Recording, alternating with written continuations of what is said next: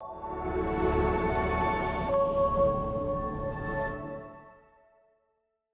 podcast is for entertainment and storytelling purposes only and is not a substitute for professional advice. Some topics may be sensitive. Please listen with care and seek support if needed. Hi, I'm Crystal Park. Welcome to Season 2 of the Because She's Adopted podcast.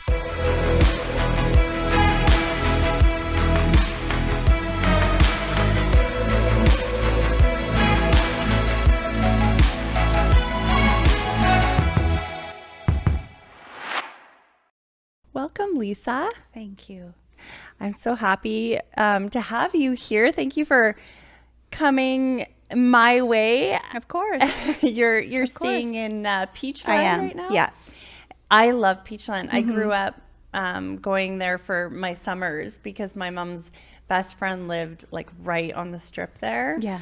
And her son and I would get into all sorts of It's a sweet little town. It is. Yeah, like perfect Canadian summer town. Yes. Yeah. I smoked my very first cigarette at the yellow school. Okay. I don't think it's a school anymore. It's like some sort of, the yellow building right there. Yeah. But don't smoke. It's bad for you. I've quit many years now. So Lisa, do you want to we'll just get right into it? Let's get into it. Yeah. And you can just share a little bit about your adoption story. Sure. So my birth mother was 21 when she had me. So I was born in February. So the summer prior, she, at some point realized she was pregnant. My birth father was away at university, and I, if I remember correctly, they'd been dating for a number of years, but they had sort of separated when he was away at school, and she was actually in nursing school. So as she tells me, she told her mom, and their mom told her dad, and then they went to the director of the nursing school to ask, like, what do we do? And it was decided that, she, be sent away, really. She at some point went to live with somebody until there was a space in the home, the home for unwed mothers in Toronto. So she lived about an hour away from Toronto, where where she grew up. And I just visited her last fall and asked more questions about that, about what it was like, and the shame, the being sent away and nobody can know. I think it's just really, really sad. And she always knew she wanted to put me up for adoption. She wanted to keep me, but she felt she couldn't. There was nobody was going to help her do that. My birth father said at one point, and I remember this very clearly, he said, well, maybe if it's a boy, we'll keep the baby. Oh my gosh. Yeah. Thank you. Kind of like my story, where it's like if I was a boy, I'd get you go here. If you're a girl, you go there. Yeah. But if I was a girl, they didn't. So she went along with the the advice that was given, and she was out of school, of course, for that time, and she talks about being in that home and all the girls, and from 16 to there was somebody older, even 35, who were there to have their babies, and most likely all of them gave them up, and they would transit into the city and go to their appointments and transit back. And she had a couple of visitors, her parents, her older brother and his girlfriend, and maybe my birth father once. But you're pretty alone. Mm-hmm. You're pretty alone. Yeah. So she gave birth to me alone at the hospital. And this is what I love about my story, is that she kept me for 5 days in the hospital. And she told me that, and I don't know when she told me this, if it was the first letter she wrote me or sometime when we met, but she said, I told you everything you needed to know in those 5 days. So that makes me cry. As a little girl, I always knew that she loved me. I always knew that. I don't know how I knew that, but I knew it. I knew that in my bones. And I knew that I'd meet her one day. I didn't know how, I didn't know when, but I knew that I would. And I never, I always understood her decision. Yeah. In 1965, there was, there weren't a lot of options for, young moms. And she didn't want me to be that bastard child, the only one with a single mother. She didn't want that for me. And she wanted me to have an older brother. That was one of her stipulations when, relinquishing me. And I did get that. Yeah. So I really think that was, I think the time that she had me with her, somewhere in my soul or in my cells, I knew things that would carry me through. Yeah. Yeah. Yeah. Yeah. That's, I don't know if I ever knew that about your story, those 5 days, because I was in the hospital for 5 days too, but not with my mom. Yeah. But yeah, that must have, I don't know, we talk so much about that separation at birth, and a lot of, birth mothers don't even get to hold their children, and the fact that she had sort of the foresight to keep you near and of course they didn't want her to do that. And she's like, that's what I'm doing. Wow. And I see where I get my feistiness from, because don't tell me what to do. Yeah. Because I'm going to do it the way I want to. Yeah. And so I feel like I got that from her. And I wonder, was it then harder for me to be relinquished as a little baby, or was it easier? Like, I don't know. Was I attached to her more and then it was harder, or, I don't know. Yeah. Yeah. I don't know. So, So tell me what it was like then growing up. What was your adoptive family like? Well, first I went to foster care. Oh, okay. Because that's what they do. And I believe it's because the birth mother could change her mind. And they don't want to give you to your family yet, and in case that happens. So there's another, there's another trauma. Who are these now? Who's this? Yeah. And my adopted mom tells me that I was not a happy baby. When I came, she could tell I hadn't been well cared for. Whereas my brother had come with a beautiful outfit and a letter and all the things, and I was just like, kind of, I'm going to say already traumatized. Yeah. I have even flashbacks of being left a lot in the little bassinet, just left alone. Wow. Yeah. So, so I, went to my family. My brother was about 2 years older than me, and I arrived around his birthday.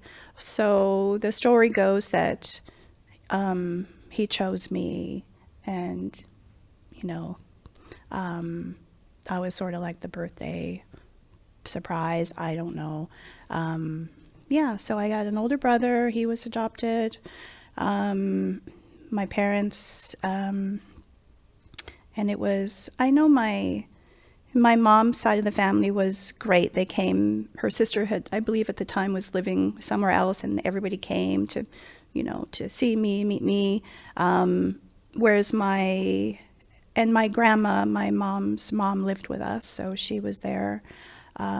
Whereas my dad's parents, apparently they had a hard time accepting the not the real grandchildren.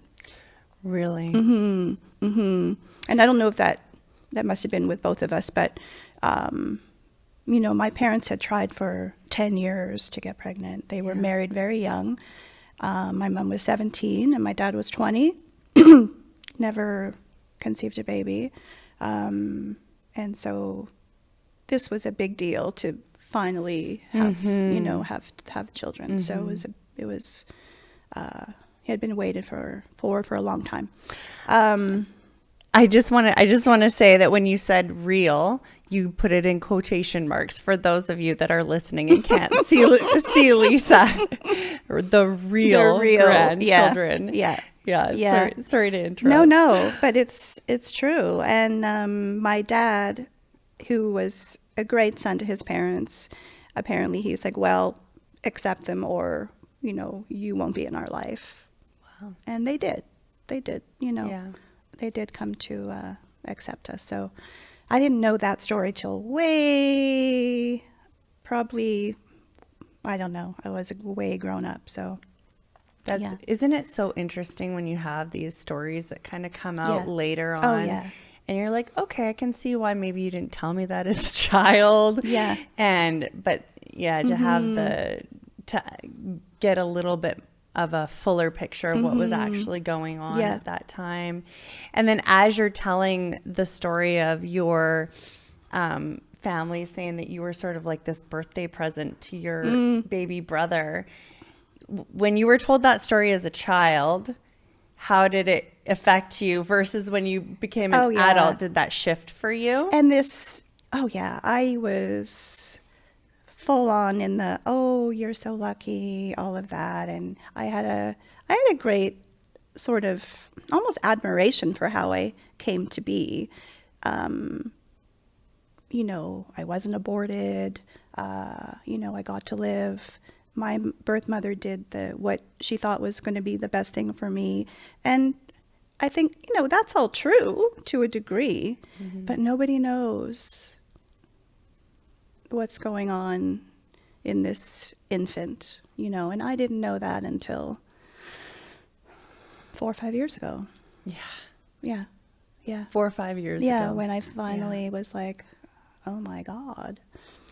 Yeah. So you mentioned that you read the book Attached, and that sort of piqued something in you, which is so, like, to me, attachment's so fascinating. Yeah. And if I had have known about that concept, like, I probably started my adoption journey of trying to look at the trauma and everything, and then read books like on attachment theory. But you started with that, and it piqued something. So tell me about that a little bit. I think because at that stage of my life, relationships were difficult, and I didn't really know why. And somehow I came across that book. And as I was reading it, I was seeing myself, and I'm like, oh, dear God. Oh, boy. And I realized, like, this is deep. This is a huge part of what's wrong with me. This is a little girl, and I love this story that my name was Julie when I was born, and I love that name. And I like to think that because my birth mom called me Julie, that I knew that. Perhaps my adopted mom told me that had been my name. But when I was a little girl, when I played pretend or house or whatever, I was Julie. Oh. Yeah, that was my favorite name, and that's the name I used to play. Yeah. Oh. Yeah. Yeah. Wow. That's like that to me. That's like an expression, like when a child doesn't have the words to express what's going on for them. And my mom says it used to freak her out that I would call myself Julie. Yeah. So, you know, I was the perfectionist child. I don't know why I know now why I was like that, but I didn't want to ruffle any feathers. I was pretty shy.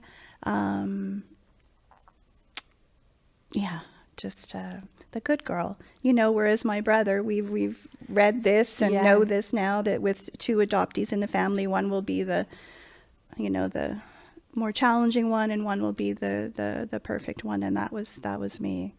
Yeah. And so has that carried with you into adulthood, or have you sort of? Oh no, that's turned on its head.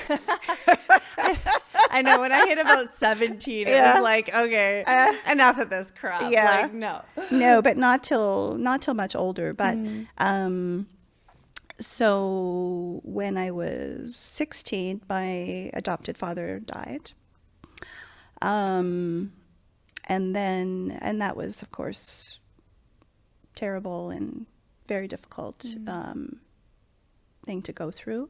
And when I was 20, I was watching the news and I saw a little clip about Ontario adoptees being able to get their non-identifying information. And I was like, oh, here we go. And I was like, wrote down the information, and I'm like, okay, I'm gonna do this. What year would that have been? 1985. Wow. Yeah. That's many years ago. Yeah. And I think about the serendipitousness of that, of how I happened to be watching that and saw. Yeah. Otherwise, I don't know that I would have known. And so I wrote to whoever it was, and it was just your typical government adoption that I was adopted through. And I believe I used my work address for the mail because I didn't want to tell my mom, because I knew it would upset her. And I thought there's no point really doing that. So I got a letter that had, it was a page and a half of my history. And this was like, it was like a miracle to read about myself when I'm 20. Like It always strikes me when I think about all of the people that knew all these things about me that I never knew about myself. Yeah. Did you read it over and over Oh again? my gosh. Oh my gosh. Yeah. I think I knew a little bit. I think my parents probably already knew those things. And I knew a little bit, but to read all of it yeah.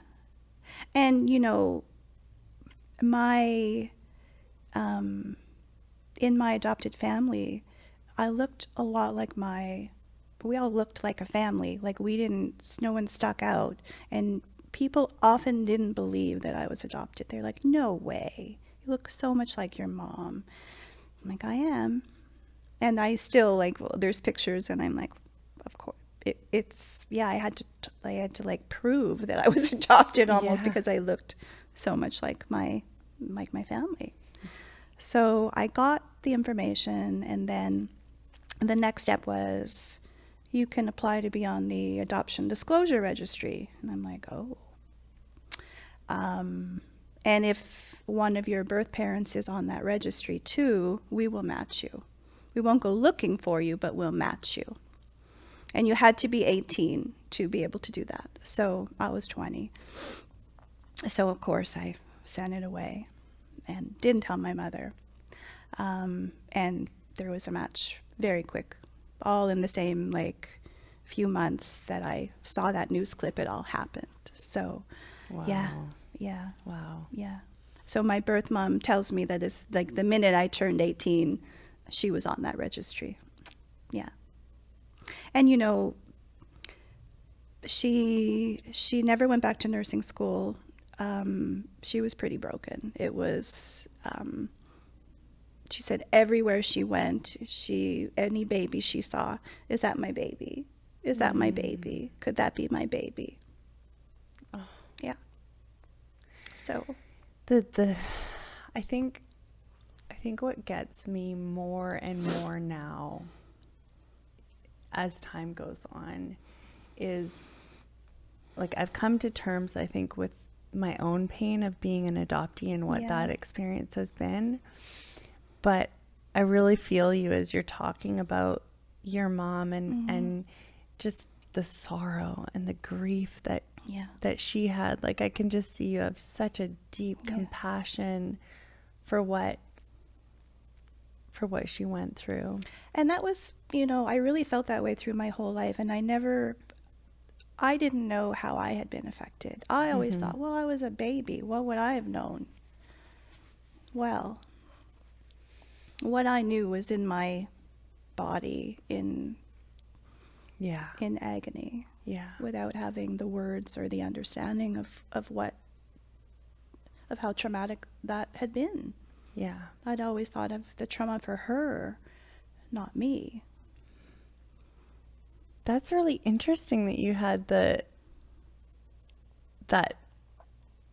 because I never ever thought that way at all. Like, I didn't have that ability to think that, there was any grief within, like, within relinquishment. Like, I always just thought adoption was a good thing. So that's really fascinating that you had that sense of And I don't know, I always go back to those 5 days, and she must have told me, I love you and I want to keep you, but I can't. And I always really loved children too, and I thought, imagine, I envision it all the time, like, here's my baby, like, you're a mother. I know, it's, whenever I see a baby now, my very first thought is the separation. Whenever I see a baby now, that's my very first thought. I just can't help it anymore. She told me she didn't, like, smile for 5 years or laugh for 5 years. She was just horrific for her. Wow. Wow. So tell me what it was like when you met. So, through the government agency, I had to go, and we each had to have some counseling separately to be prepared for, meeting. And first of all, I had to have my adopted parents' permission. Even though you were an adult? Yes. So two things are interesting. This is where we get feisty, right? Well, it's like, oh my God, it's my life. Yeah. Well, and then the other thing I'm thinking is how the Canadian government, they had enough sense to get the two of you to have some therapy before meeting. Like, that is very, like, for the times, that wasn't very... It was very forward thinking for the times. What was that like for you? I was very mature forever. I know what you mean. Forever. Yeah. And I didn't have these grand expectations of, like those reunions you might see where it's all sunshine and roses. I didn't really have that thought in my head. So the part to get this, my father had already passed, as you know, and so now I had to tell my mom. And this was just very difficult because she, she hadn't had the easiest childhood. She was married very young, widowed very young, didn't have a great sense of herself or a lot of security in herself. So she quite clung to me, was quite possessive of me, I'm going to say. And so I had to tell her. And it was a hard thing for her to hear. And I explained, look, I'm 20. I'm not going to start calling my birth mother mom or go live with her or anything like that. But, this is where I come from. Mm-hmm. And I want to know. I want to meet her. It took, sorry. It's okay. Can I ask you? We'll do that again. what the emotion, what does that bring up for you?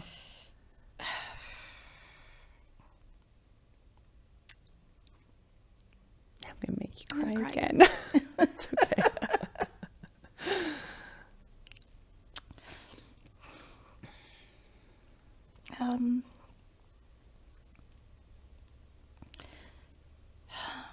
I think it's a variety of things, like just having to ask permission. I approached it with my mom, in that what I said, I'm not going to go move in with her. I want to meet her. And I said to my adopted mom, imagine how it was for her. You wouldn't have me if it wasn't for her. Mm-hmm. She did this unselfish thing, which must have been incredibly difficult. And she wants to know that I'm okay, of course. It just, to me, it was just logical that, of course, this was a reasonable thing to happen. And my mom was very stubborn about it and very, insecure, as I said. And one thing she said to me was, you wouldn't do this if your father were alive. Like I was trying to, hurt her. I'm like, I would have. But this went on for a while. It took some time. And I gave her time to process it and think about it, and I would go revisit the conversation and, what do you what are your thoughts now, or what have you? And she was still being really stubborn about it, and I said, look, whether I'll forge your signature, I don't care. Mm-hmm. I am going to do this one way or another. So, that's where I've been patient. This is my life. This is where I come from, and I'm going to meet my birth mother one way or another. So mm-hmm. sign it, or I'm going to sign it. She finally signed it. Hmm. Yeah. So it was, I don't know. What was important to me didn't matter. It was more how she felt, but. Well, and that's the story. That's the story of a lot of mm-hmm. adoptees. And, somehow, and I love adopted parents. I don't have a hate on for them or anything, but I think that inability to see past their own insecurities really does so much damage to us as adoptees, because here you now are going through this opportunity to finally be connected with your first mother, and you're having to manage her emotions by saying, don't worry, I'm not going to call her mom. I'm not going to do this. I'm not going to do that. Everything's, and I know I had to do the very same thing. And I look back on that now and I think, no, I was the child. You were the adult. Not that you were a child at the time, but I am the child, you're the adult, and here I'm having to jump through hoops. And no one was asking me, well, oh wow, how do you feel about, maybe meeting your birth mom? No one, except the counselor. My mm-hmm. brother was also really angry with me for doing it too. So I'm I don't care. You can be angry all you want. This is what I need to do. Did it do something to the relationship between you and your adopted mom? I was true to what I said to her, like, you're my mom, and you can't take, and I think this is where I've always felt like this in between, like, I don't really fit here and I don't really fit there. And I realized that after, meeting her, and I met my birth father, and it's this sort of, as a child, I would get in these melancholy moods, and I don't know what it was. It was just this, like, this sadness that would come over me for apparently no reason. And I remember that very clearly. Like, it's just like something's wrong, and I don't know what it is. So,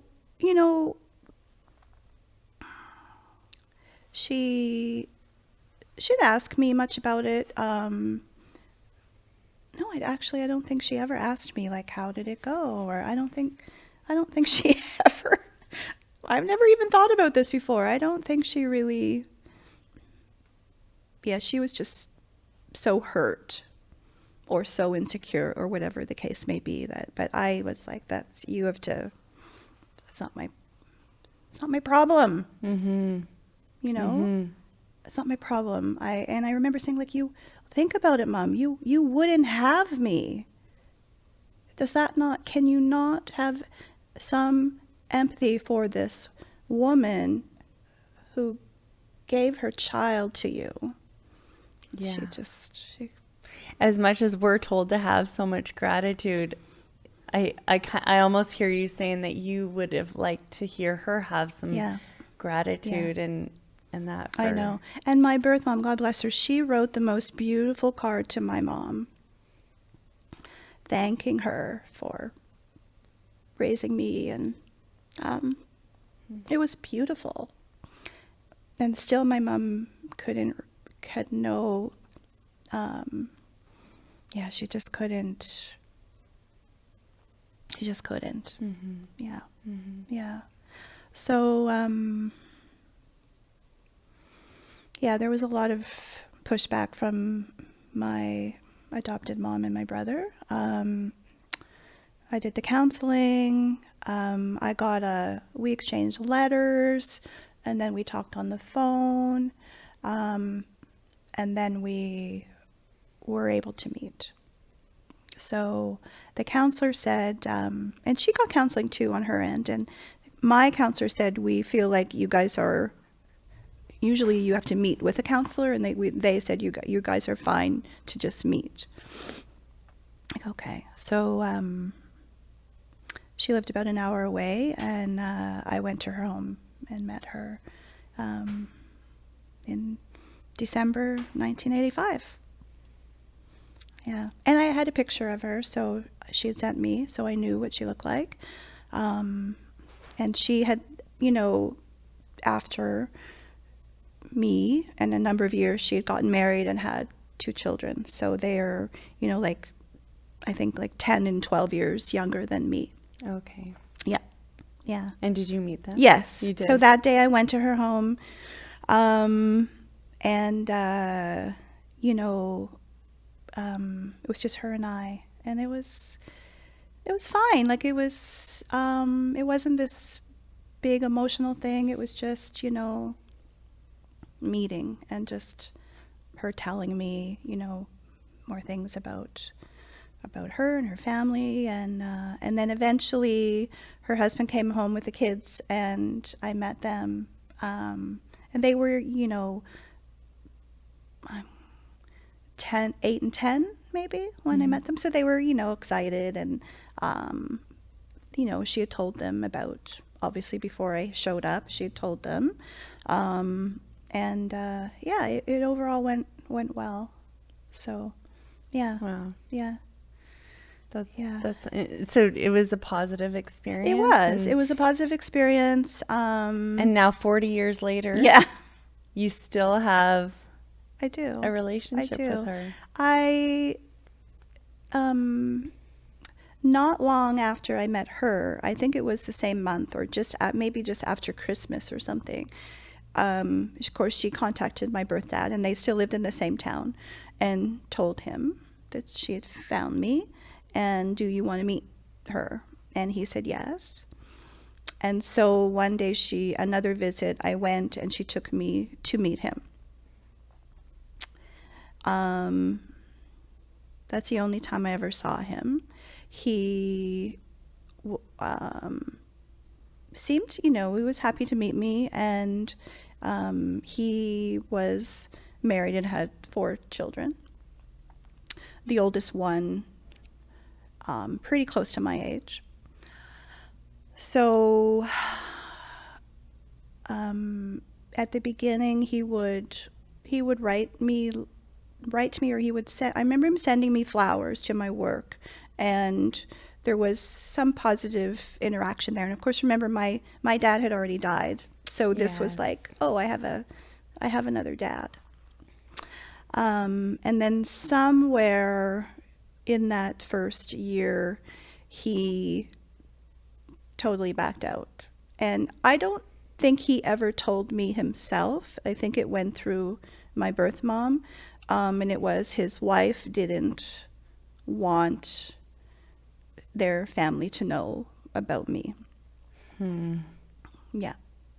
And so had he not told any of his children then? No one, as far as I understand, no one, even his own family, like when he was young, nobody really ever knew about me, to the best of my knowledge. Yeah. And, they grew up in the same town. Lots of people knew she had had a baby. Like, it wouldn't have been too hard to figure out who my father was, but was a big secret. Mm-hmm. Yeah. Talk to me a little bit more about that, because that, I think, is one of the things that sort of connected us too. Yes. You had shared something. Yes. So Lisa and I met through an online adoptees just group. Yeah. Fireside Adoptees, and I just found out yesterday that was the one and only time you'd ever gone on there, and you hadn't been on before, and you'd never been on since. And we connected that one time because I saw that she was Canadian. Yeah. And I think you private messaged me on the chat, Yeah. and then we exchanged information or whatnot because of the British Columbia connection. Yeah. Yes. So that would have been like, I want to say 2020. 2 years. I think it was 3 or so. 23. Yeah. And so you were going through this time to do with your paternal family. So what was that like? This thing about being a secret, or like not even existing, annoyed me. And I never said anything to him about it at the time when I was young, and my birth mother was raging mad. She was furious with him.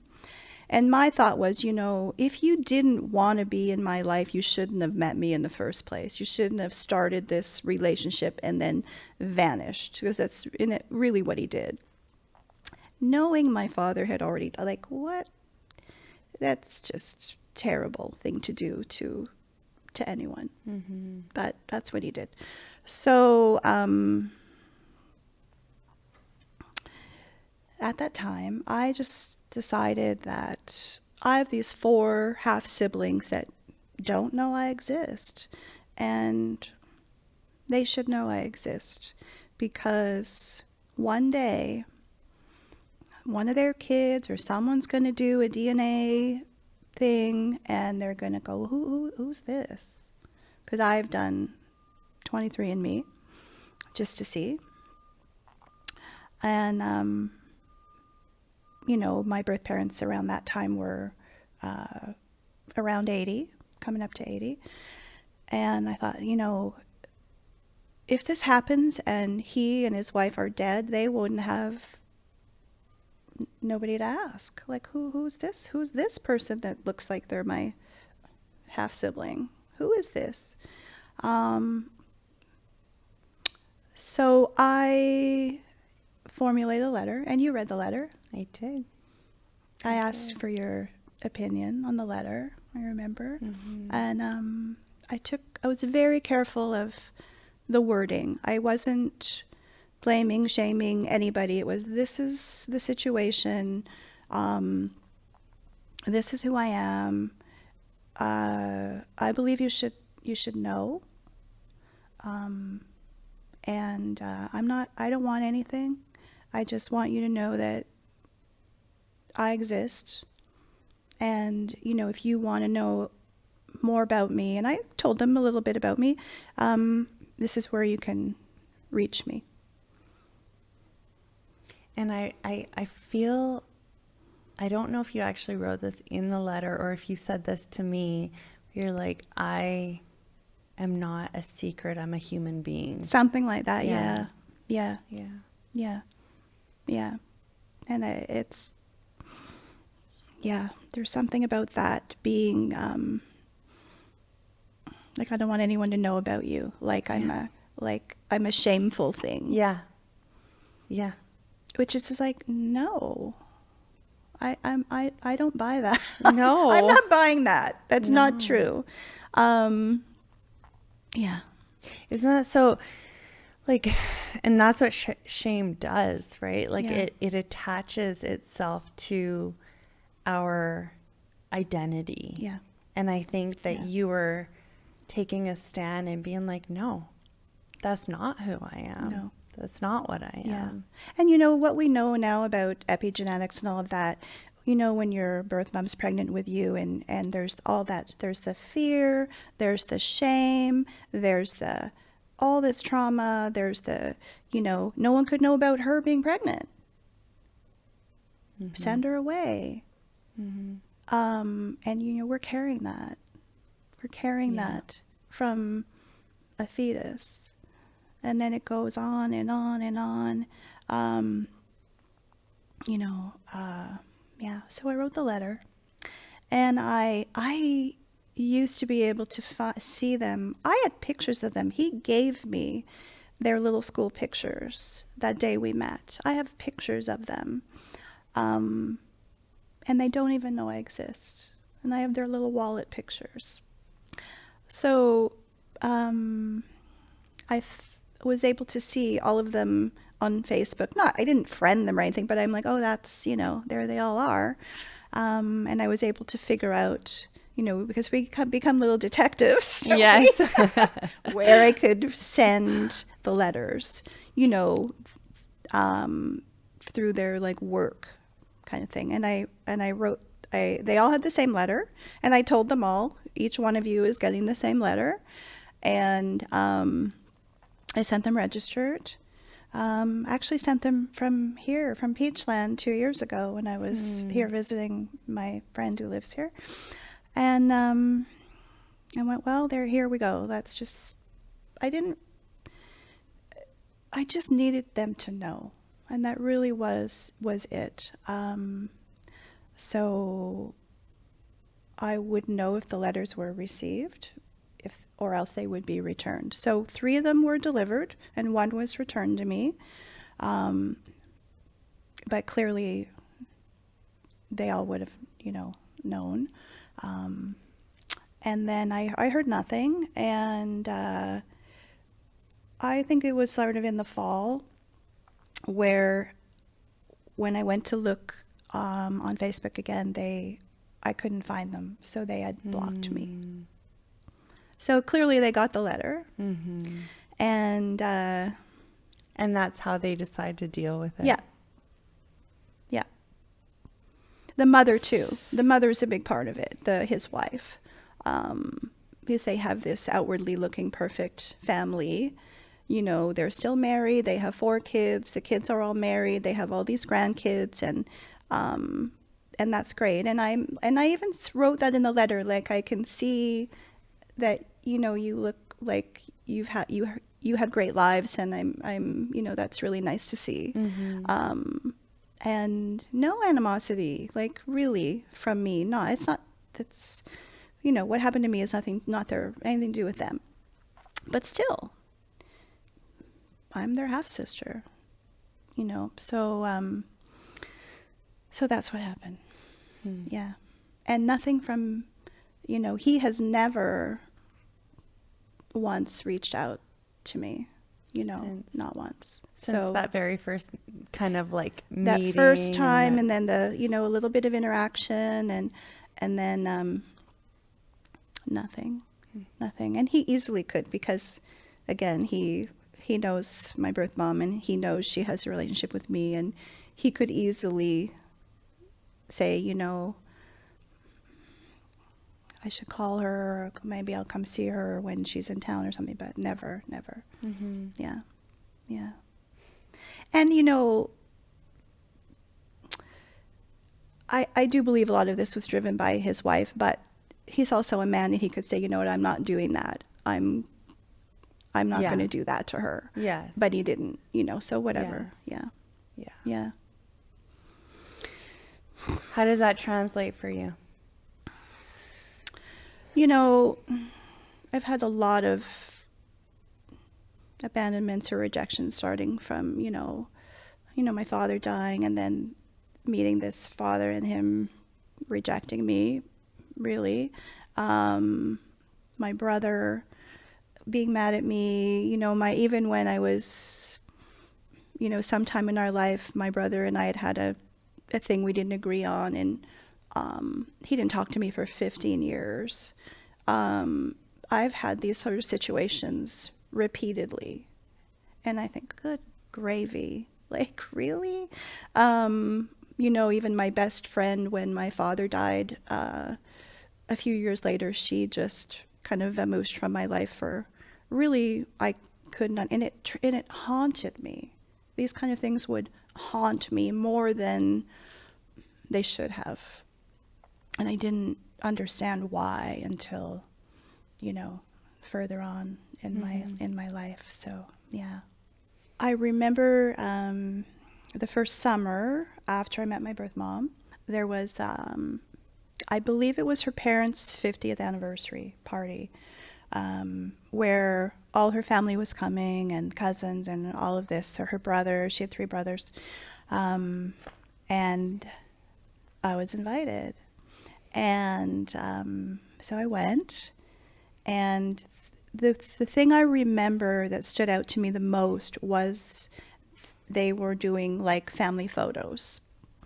And I remember standing at the side thinking,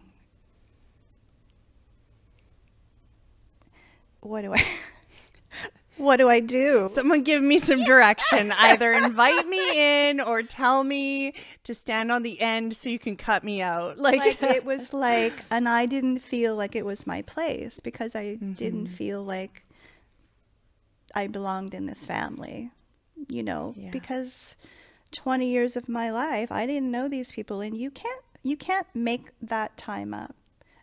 You can't, it's this thing about being neither here nor there. I'm grew up in my adopted family, but I'm not their blood. I'm my birth family's blood, but I'm not their family. And this is, I think, the adoptee thing. Yeah. And even if you've had the best adoption experience, there's still this thing where you're, and I know a lot of adoptees, and everybody, even if they say, my God, my adopted parents, I couldn't have picked better ones, but there's this thing, and that's it. Yeah. You can't get that back. Well, I've said that too. It's like you have, like with your adoptive family, you have the history, but you don't have the blood. And then with your first biological family, you have the blood, but you don't have the history. Yeah. Like you haven't had that time to build that relationship. Yeah. Right? And I remember clearly my birth mom going, "No, Lisa, come in," and I stood right beside her in the pictures. But I remember that feeling of I don't really fit, but I'm in the pictures anyway. And it was really lovely to be her say, come in. It was nice.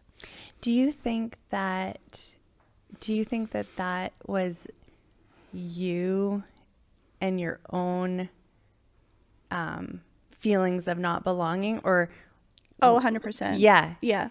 Because they were all lovely.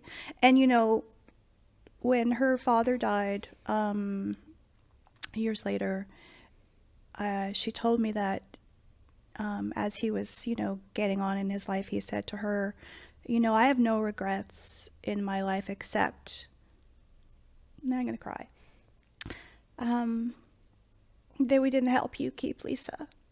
Oh. Yeah. Wow. Yeah. And I thought, wow, that was,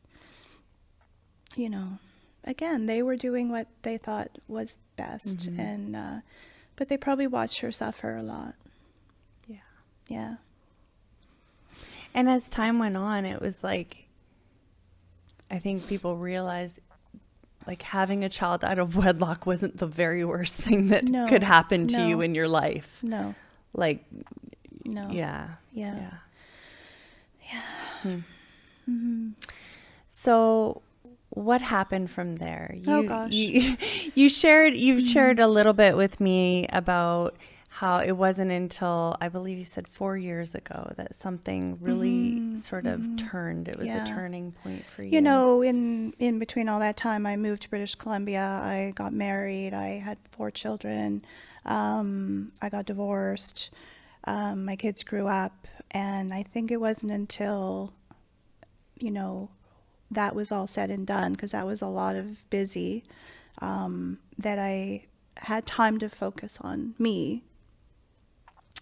And I read that book, Attached, and I saw myself in so many scenarios, and I was, oh boy, there's something to this. And then I read The Primal Wound, and, that took months to read. Like, that is not a weekend read. That's like read and go, oh my God. Yes. Truth be told, I've not ever finished it.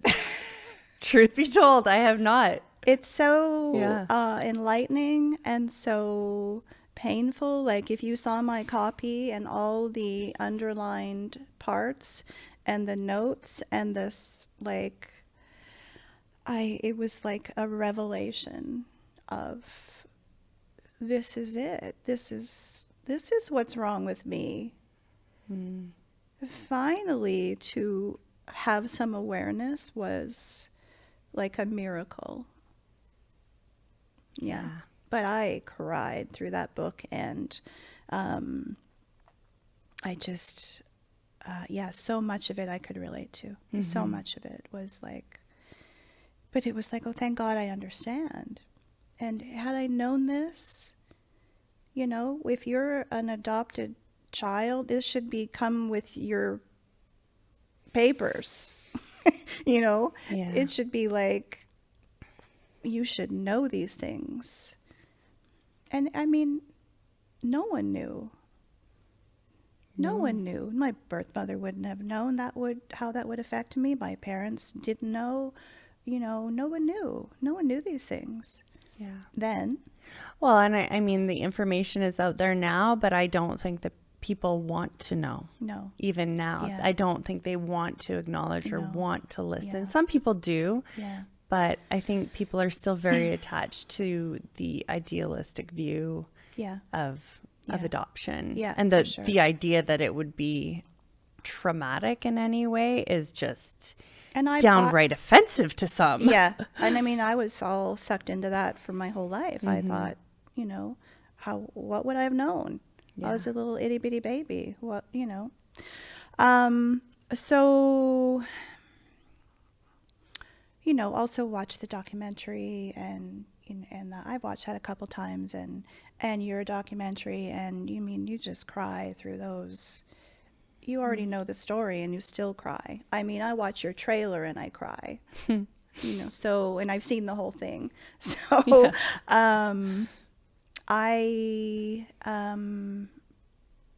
this would have been like 2022, 2023 maybe, where I did this meditation and breathwork Zoom little series. And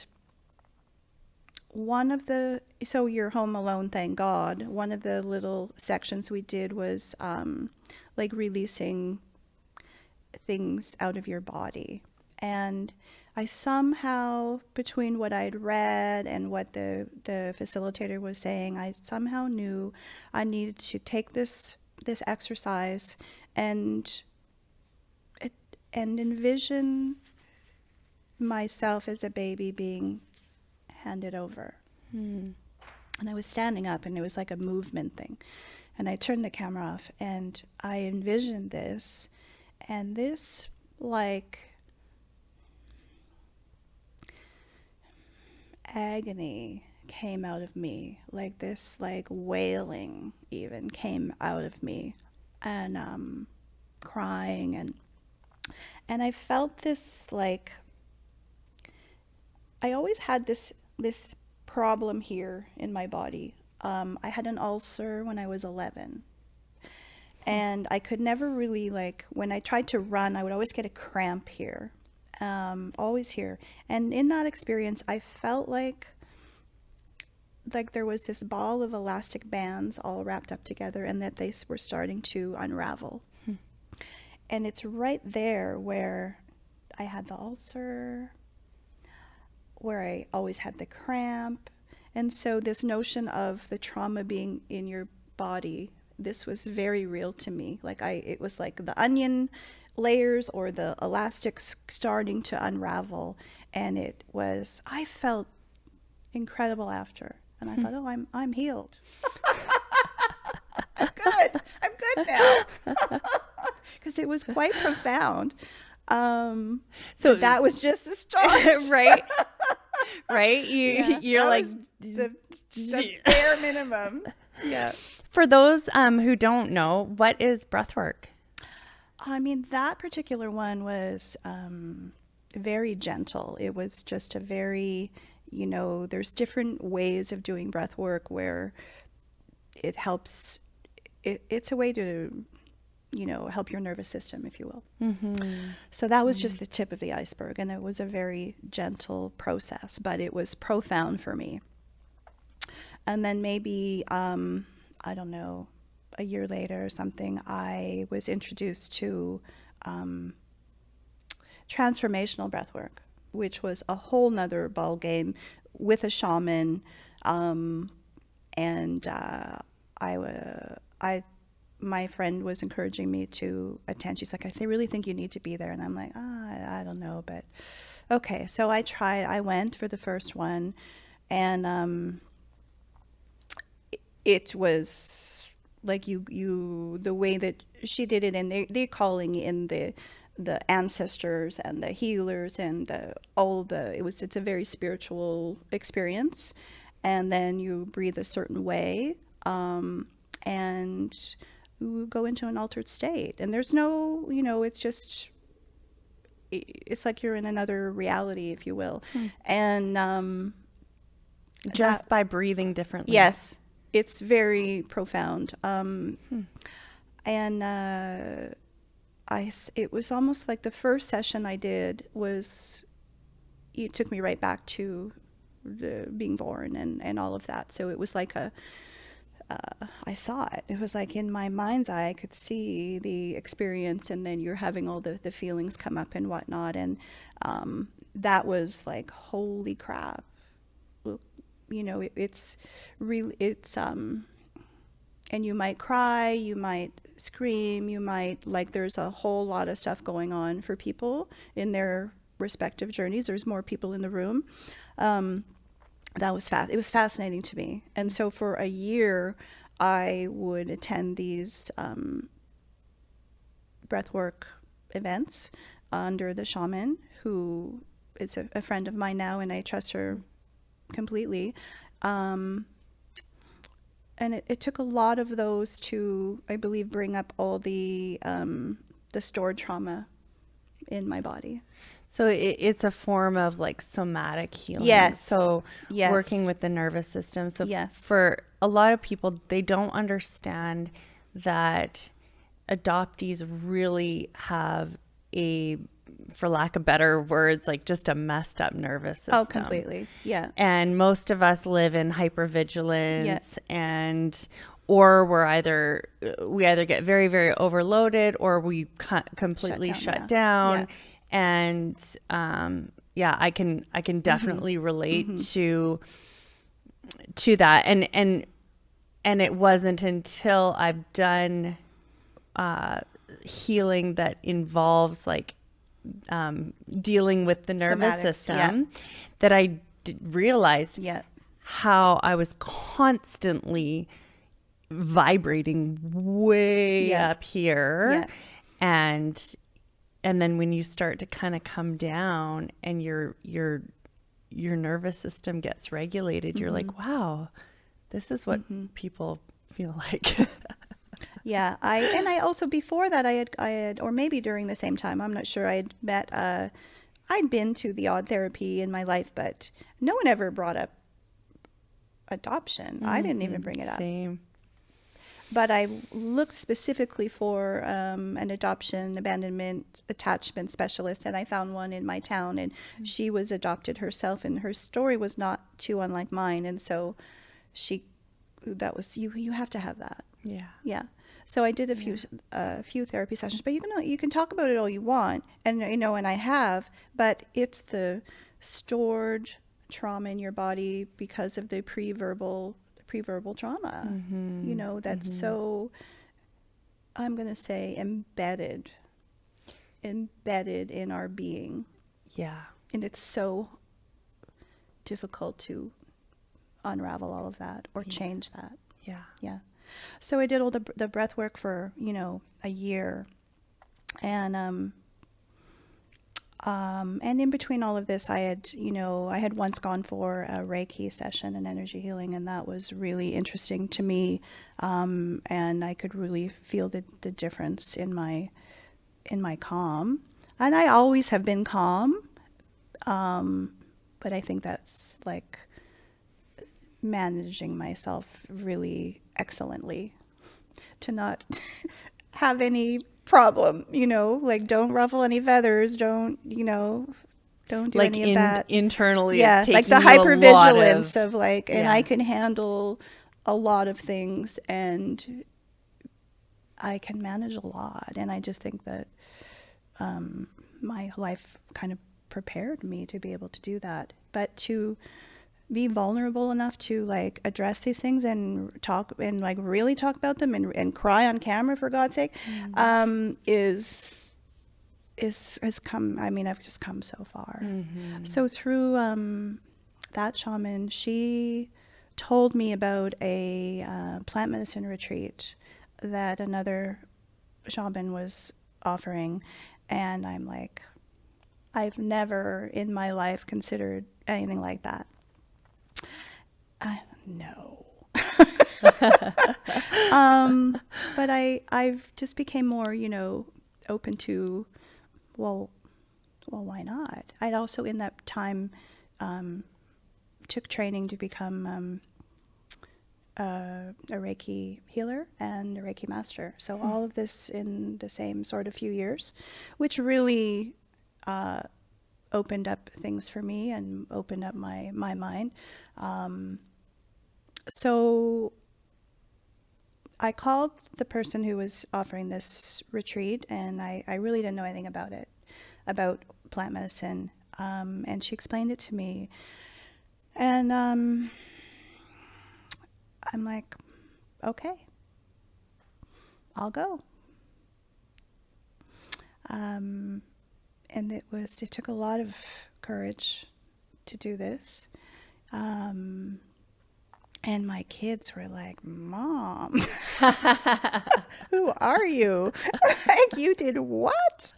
But it was the most profound experience of my life. It was unbelievable. I also note that in this time, I did a past life regression, and I told you this on the phone the other day. Yeah. And in that past life regression, it took me to a life where my mom died giving birth to me. So this abandonment trauma is very deep for me.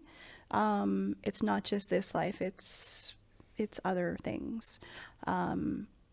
So yeah, it takes a lot of a lot of healing experience to remove this from, one's soul, if you will. So for those that don't know, can you explain what past life regression therapy is? If you're into the woo-woo, like I am, I believe that, we're at the core, we're a soul, and that we come to our life with things we need to learn. And this is my theme, So I wanted to know.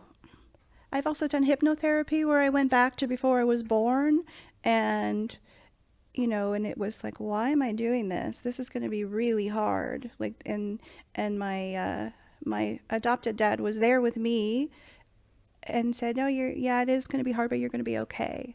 Like, there's this theme of it being like, this is what you need to go through, and you're going to be okay. So, so I have, it all ties together.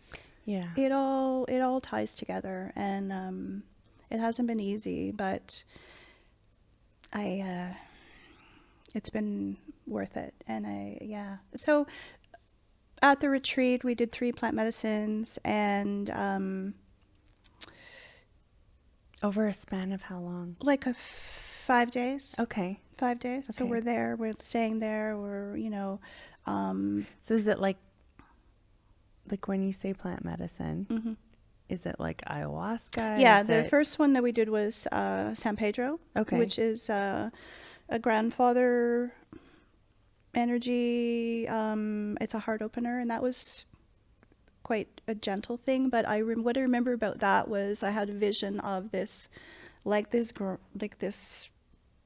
grandfather figure, like just smiling and happy, and then every father figure, uncle, cousin, any man that had been in my life that was significant to me showed up with nothing but love and admiration for me. And it was a very, very sweet experience. And then we did ayahuasca. So a lot of people know about ayahuasca, and it's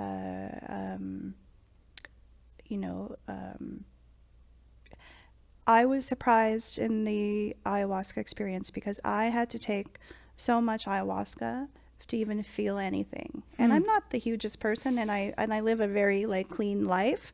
And so I thought, I won't, I was afraid of it being too, but I would, through the evening, and the shaman was like, how you doing? I'm fine. And she's like, you can have more. I'm like, oh my God. Okay. And then it's like an all night thing. And then nearer to the end of it, finally there's the purging that happens, which a lot of people would know about.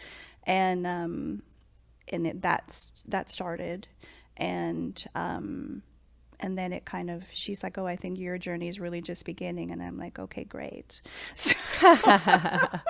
So it was like, with the purging, I remember like looking at it, and it's like this dark, sludgy, like the oldest remnants of whatever is in this bowl. And I looked at it and I thought, I never want to see you again. I just never want to see this part of me again. And I feel like I had to take so much, because it was not just this life, it was other lifetimes of this trauma that needed to be released from my body. It was very interesting and difficult, that one.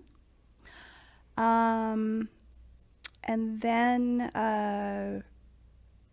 the third one we did was Bufo, which is, I can't even explain them all, but this was the greatest thing that's ever happened to me.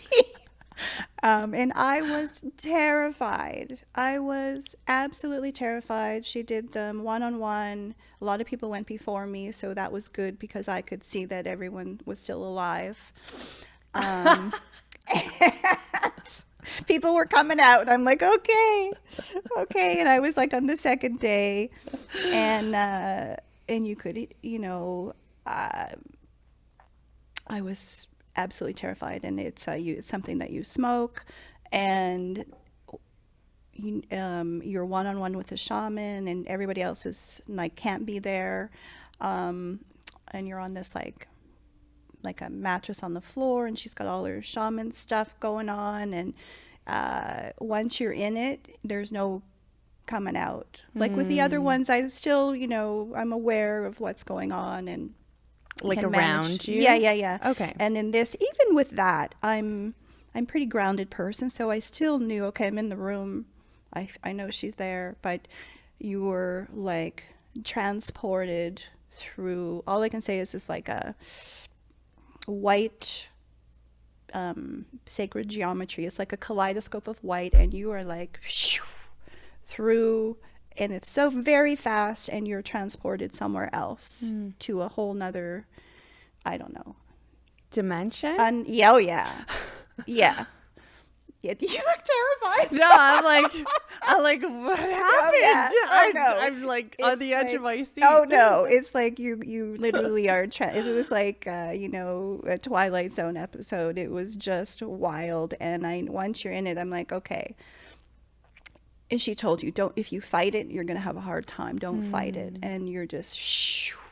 And then it was wild. This whole the going was scary, but just go, just let yourself go. And then I'm in this like all white space, and my sort of intention for the whole retreat was, show me what I need to know for my healing and for my growth. And the medicine will show you what you need to know. I didn't want to go, I need this and that. No, you show me, like, what is it? And it was always, the theme was the initial trauma. And I saw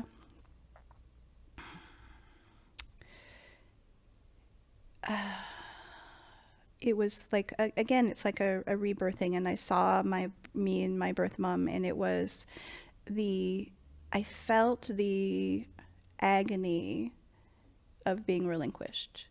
It's like this vision I have many times of being handed over, and I felt like my infant self, but I had a understanding of it, and I could hear myself crying for my mama.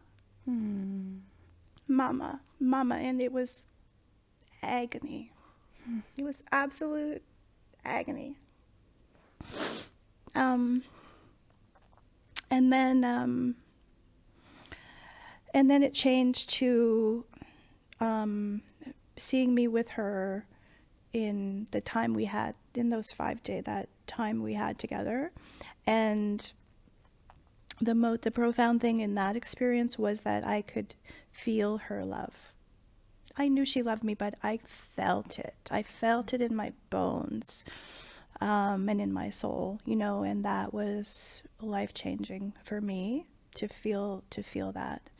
So first I saw the agony and felt it, and had a understanding of it, of what it was like for me as an infant, and crying for her, and then to have the love. And then what happened was what I like to call an exorcism of old trauma. And it was like a tornado of like energy would come up through my body and come out in crying and screaming, and you could feel it. It's like the stored trauma. I think it was like started to get chiseled out in the ayahuasca, and then it came out like energetically in the release. And the shaman's doing all her things, and I could hear her around me, and she's saying things to me to have me keep going, and it was amazing. And the people that were at the retreat, they were outside of the house, and they were like, well, they heard me. And they said, you know, the ravens were circling the house, and it was unbelievable to feel all of this come out of me. There's no way I could have accessed that through a talk therapy or anything else. No possible way. It was so deep, and there was so much of it. And the shaman told me later, she said, I think you are also doing ancestral healing. Because there was a lot. There was a lot that came out. A lot of, and it, you know, you feel it in your heart, and you feel it in the throat, because the throat, the speaking up is what's really hard for me. And the throat was like, wow, like all of this stuff came out. Which sounds horrific, but it was the greatest thing I've ever done.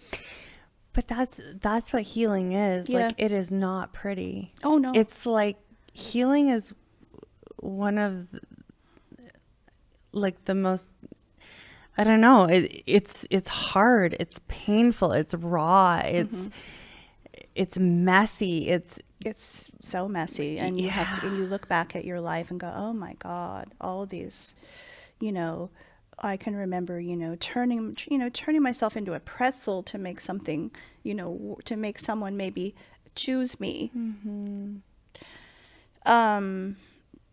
Or, you know, if having someone who really loved me and me being, okay, no, that can't, you know, what's that? That doesn't, you know, and then like sort of pushing that away because I didn't know what that would even be like. Yeah. So it was, I think we said this on the phone, like it takes so much courage to look at this part of ourselves. Yeah. And, you know, a lot of forgiveness too for all the players in our experience and ourselves. You know, all the things maybe I could have done better with my own kids, but I didn't know. You know, there's so much. There's so much to it. Yeah. Yeah, the when we were chatting and you said it takes so much courage to heal. Yeah. And because to get to the healing part, you've got to cross over so much pain. You've got to go through so much pain in order to get that. And it's actually given me a new perspective now on suffering and pain. Like when I'm going through that pain, I welcome it now. I don't resist it like I used to. Because I know that on the other side, I'm going to come out different than how I was when I went into it. Yeah.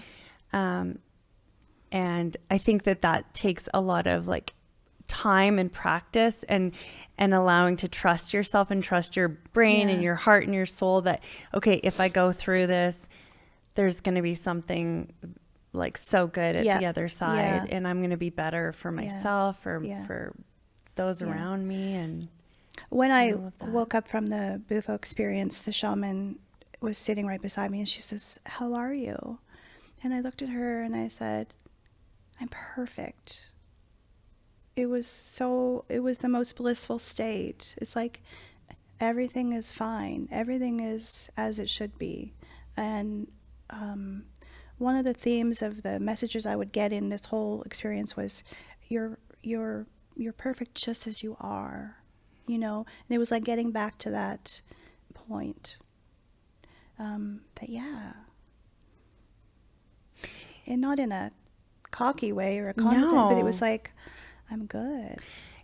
But it's the opposite of what you lived with your whole life. Yeah. What's wrong with me? What's wrong with me? But to have I think that to have the awareness is everything. And, you know, that blissful state lasted for quite some time. And since then, there's, you know, now when experiences happen, I'm like, oh, there's that thing again. And I know now. And if those hard feelings come up, I don't I let them out. Like I've learned to just, okay, let it rip. Yeah. And then I don't want to store it anymore. Like, Yeah. I don't need to do that. I need to like express it and let it go. Mm-hmm. Yeah. And it's all, we said this on the phone, like it never really leaves us, but to understand it is everything. Mm-hmm. Yeah. Yeah, because when you go through your whole life and you get flooded with these things that come up for you and you have no context, you have no words for them, you have no, like, you don't, I don't know, for so many years I felt like I was going crazy. Oh, yeah. Yeah. Right? But then you go through these experiences and now you can sort of name what those things are that are coming up, and you have a language for them, and you know that it's not, I mean, because I think before your nervous system would translate it as, I'm dying, like I'm in danger, I'm going to die, like my life is being threatened. But now it's like, oh, this comes up. This is just sort of an alarm is being sounded now for me that something's not quite right and I need to look at it. It's just, just those parts of yourself that are saying, hey, I need some attention here. I need you to look at me. I need you to feel me. And to be able to do that now. And it's really given me courage to go in different, like, to do things differently now, you know, to not get stuck in those old patterns, and to speak things that would have been hard for me. It's still hard, but I do it and I don't die, you know. Yes.